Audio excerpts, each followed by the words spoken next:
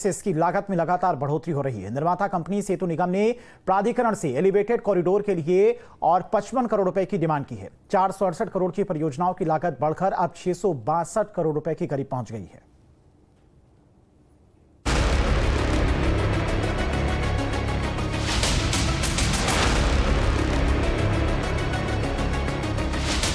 न्याय के लिए कहावत है, जस्टिस डिले जस्टिस डिनाय। उसी तरह परियोजना के लिए भी कहावत है, product delay cost high. Noida में भंगेल एलिवेटेड कॉरिडोर इसका जीता जागता उदाहरण है। नोएडा सेक्टर 45 से सेक्टर 82 NSEZ को जोड़ने के लिए सरकार ने 2020 में परियोजना की शुरुआत की।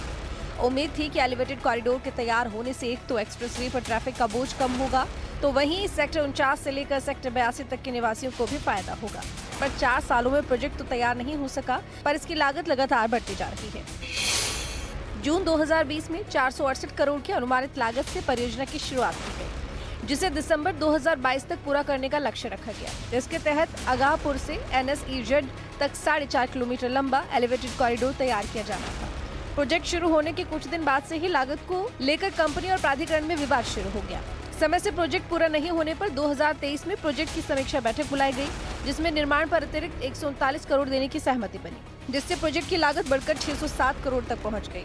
अब सेतु निगम ने प्राधिकरण से एक बार फिर 55 करोड़ की डिमांड की है, जिसके बाद प्रोजेक्ट की लागत 662 करोड़ हो जाएगी। एक तो समय से प्रोजेक्ट पूरा नहीं हुआ और दूसरी ओर लागत बढ़ती जा रही है।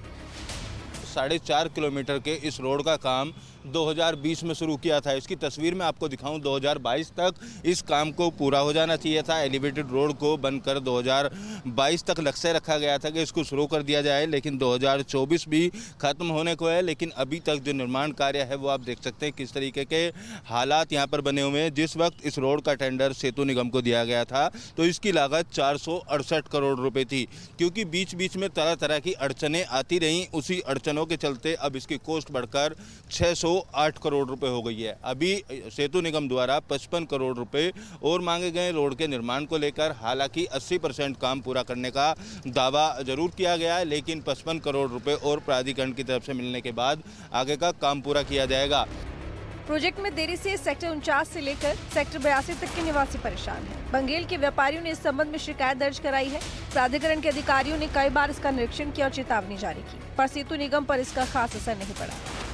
जो 2 साल का फ्लाईओवर था, ये इसको 4 साल हो गए, 5 साल हो गए, पता नहीं कब फाइनल होगा। क्या प्रॉब्लम है ये तो अथॉरिटी जानती है या लोग जानते हैं, बड़े अफसर जो होंगे। दुकानदारी में तो बहुत फर्क है। कभी सुबह शाम तो इतना जाम लगा रहता है, पूछो नहीं।